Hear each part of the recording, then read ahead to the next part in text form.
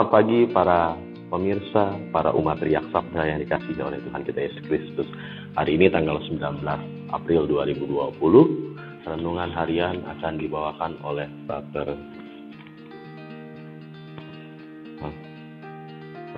Kehi. Saya Kehi. Iya, Frater Kehi. Oke, I don't care. Saya tidak peduli. Saya juga Kehi kamu ya. Kamu yang pakai jubah.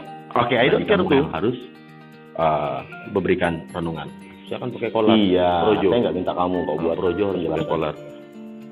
Oke, silakan Kolar Frater. ada juga kolar. Frater, kita mau sharing-sharing nih soal Injil hari ini. Ya, Frater yang memberikan, bukan saya Kehi yang ini, Kehi kamu. Oke. Salaman dulu. Gak boleh juga. Gak boleh. Oke. Salamannya begini aja. Oke, selamat pagi ya. Nah, Frater, hari ini bercerita soal Injil, penampakan juga kepada 11 murid, tapi dari Injil Markus hari ini.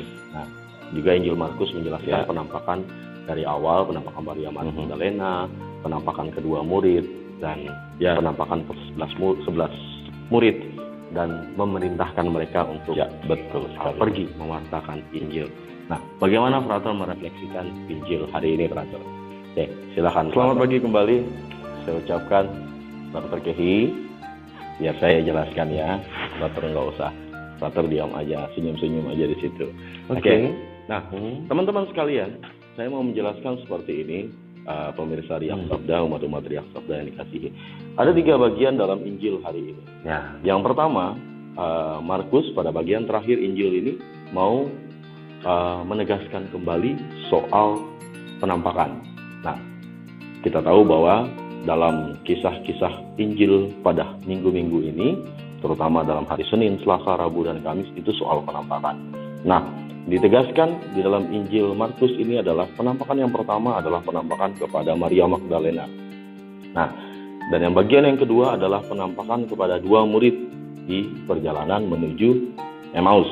Nah, setelah penampakan menuju Emmaus, habis itu menampakkan diri kepada 11 murid yang kemarin diceritakan di dalam Injil, detail sekali dalam Injil Yohanes. Nah, tetapi Injil Markus di sini dalam kisahnya dia bukan mau menjelaskan soal penampakannya, tetapi di bagian akhirnya, yaitu di bagian pergi ke seluruh dunia dan wartakanlah Injil. Itu evangelisasi.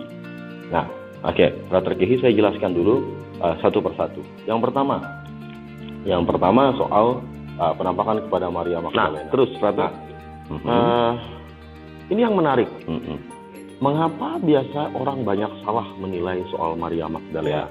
Biasa itu dibilang Maria Magdalena itu pelacur gitu. Gimana penjelasannya, Frater, tentang Maria Magdalena ini? Iya, betul. Banyak salah kaprah. Oke, saya jelaskan. Nah, Maria Magdalena itu bukan seorang pelacur. Maria Magdalena, Magda, itu adalah nama sebuah tempat. Ya kan? Mary of Magdalene. Kalau bahasa Inggrisnya of, itu maksudnya Maria dari Magdala. Nah, maksudnya Maria yang dari Magdala. Magdala itu sebuah tempat di sana. Nah, di sini seperti di belakang kita ini itu Magdala, kota Magdala. Nah, dia itu adalah orang yang diusir 7 setan yang dari badannya oleh Yesus. Nah, dan dia adalah orang yang selalu mengikuti, salah satu wanita yang mengikuti Yesus paling setia, seperti yang dijelaskan oleh Frater Nera kemarin, beberapa hari yang lalu. Nah, dia orang yang cukup dekat, sampai bau badannya pun kita bisa cium. Itu kata Frater Nera kemarin. Nah, oke. Nah, selanjutnya Maria Magdalena juga dikatakan sebagai pengkhotbah pertama. Gitu ya, Frater Kehi, pengkhotbah pertama dan kita. Nah, dia apa yang dia khotbahkan? Perkhotbahan Maria Magdalena adalah tentang kebangkitan. Bahwa dia datang kepada para murid, dia berkhotbah kepada para pengkhotbah loh. Para murid kan pengkhotbah, para uskup. Nah, dia berkata kepada para murid, Yesus sudah bangkit. Nah, itulah inti khotbah sebenarnya di dalam terutama dalam masa-masa Paskah seperti ini, yaitu kita mewartakan bahwa Yesus itu benar-benar bangkit Berarti Yesus itu bukan Tuhannya orang mati, tetapi Tuhan yang hidup dan juga Tuhan orang-orang hidup seperti kita. Karena mati bukanlah akhir dari segalanya. Mati bukanlah ketakutan, tetapi mati adalah suatu kemuliaan. Santo Fransiskus Asisi mengatakan bahwa kematian adalah jembatan untuk menuju kepada kehidupan yang kekal. Begitu, frater. Nah, terus saya lanjutkan, frater. Yang kedua yaitu tentang penampakan kepada dua murid. Nah, dua murid dalam perjalanan Emmaus. Nah, dikatakan dalam Injil itu bahwa Yesus menampakkan dalam rupa yang lain. Apakah Yesus menampakkan diri dalam rupa-rupa yang aneh-aneh? Enggak. Nah, coba kita lihat. Ya, kita lihat contoh rupa-rupa Yesus. Nah, frater, kita minggir dulu. Nah, rupanya coba lihat. Ini Yesus Afrika, Yesus putih, Yesus hitam, Yesus macam-macam. Coba lihat. Set, banyak macam. Oke, saya masuk juga. Oke, selesai. Nah, maksudnya adalah mungkin banyak model pemahaman orang tentang Yesus, sama seperti pemahaman dua murid tadi. Nah, mengapa banyak model? Sebenarnya Yesus itu sama, sampai hari ini juga penampakan diri kepada kita dalam model-model yang lain. Bisa model teman kita, model orang tua kita, model apapun, seperti itu. Nah, maksudnya adalah model-model itu bagaimana kita menentukan bahwa itu Yesus atau bukan? Nah, kita mau menentukan Yesus atau bukan adalah lihat. Pasti Yesus akan muncul kepada kita dan membawa kepada puncak persatuannya dengan Dia, yaitu Ekaristi. Makanya dalam penampakan dalam dua murid ke Emmaus adalah apa? Yaitu pemecahan roti, yaitu Ekaristi. Nah, bagian yang ketiga ini berarti yang paling penting. Ya. Nah, yang paling penting ke-11 murid. Nah, kedegilan mereka sudah dijelaskan kemarin. Frater Ferran sudah menjelaskan begitu banyak soal penampakan tentang ke-11 murid ini. Nah, terus selanjutnya dalam penampakan ini Yesus mau menjelaskan kembali kepada mereka, menekankan kembali kepada mereka, yaitu tentang evangelisasi. Nah, saya jelaskan ya soal evangelisasi. Evangelisasi di sini yaitu evangelisasi yang seperti apa? Nah, evangelisasi itu ada dua, evangelisasi lama dan evangelisasi baru.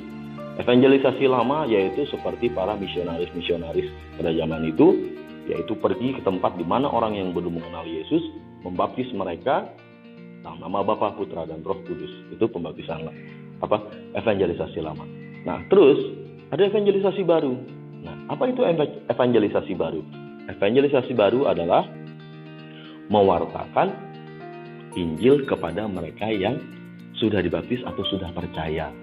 Nah, maksudnya seperti apa, frater?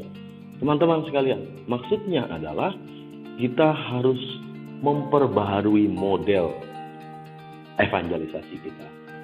Ya, seperti kita sekarang ini, sampai frater Kehi ada 2 seperti ini. Ini adalah cara dengan channel YouTube seperti ini, cover lagu rohani, atau apapun cara-cara kita, itu adalah cara-cara evangelisasi baru. Evangelisasinya apa, frater? Evangelisasi bahwa ada kegembiraan, ada kebangkitan, bahwa kematian bukanlah sebuah ketakutan. Nah, walaupun kematian bukan sebuah ketakutan, tetapi bukan kita lalu mencari-cari kematian, enggak.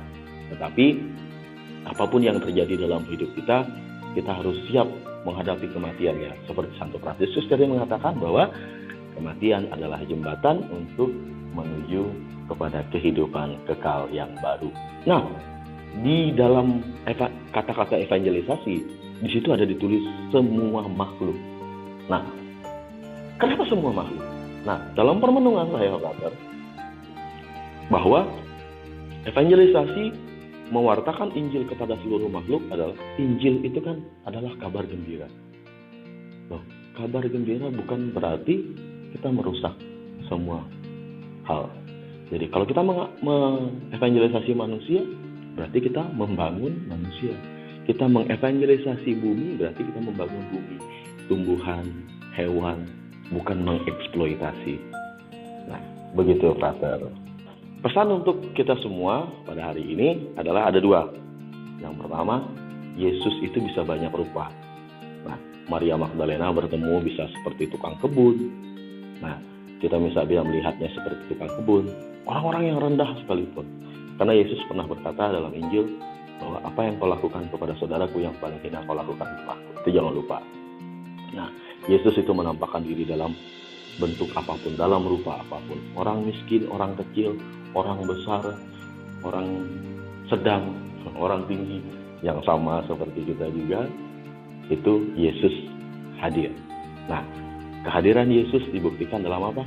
Buahnya, membawa kepada puncak pertemuan dengan Kristus, yaitu Ekaristi, adorasi, yaitu pertemuan dengan tubuh Kristus sendiri yang hadir di bumi ini sekarang ini. Nah, yang kedua adalah soal evangelisasi tadi, Frater. Evangelisasi, kita mau, Tuhan mau bahwa kita pergi mewartakan. Begitu banyak hal yang bisa kita wartakan. Seperti ini, kita bisa mewartakan lewat video, internet, TV, bagi teman-teman yang bekerja, percaya kepada pemerintah, percaya kepada pimpinan, gereja, dan sebagainya. Tetaplah kita mengevangelisasi. Dengan diam kita juga evangelisasi. Dengan like, subscribe, dan share video ini juga evangelisasi. Jadi, kalau Anda merasa video ini bermanfaat, share-lah kepada teman-teman Anda, share-lah kepada saudara-saudara Anda. Nah, itu adalah salah satu cara kita evangelisasi atau pewartaan. Nah, itu pesannya Frater untuk kita pada hari ini. Semoga renungan Frater memberikan peneguhan iman supaya kita tetap berani mewartakan Injil dalam hal apapun ya Frater ya. Dalam caranya kita masing-masing. Tidak perlu menjadi seperti orang lain ya Frater ya. Tapi kita harus menjadi diri kita sendiri. Terus dengan apapun, jangan terbatas kalau di rumah saja tidak bisa mewartakan. Nah, ini cara kita juga mewartakan dengan cara apapun, new evangelization ya, Frater ya. Oke, terima kasih Frater sekali lagi. Mau salaman? Oh, nggak boleh ya? Nggak boleh juga. Segini aja salamnya. Oke. Segini? Atau kaki? Oke, terima kasih Frater. Ya. Sampai jumpa. Ya. Oke, terima kasih teman-teman. Sampai jumpa di renungan selanjutnya.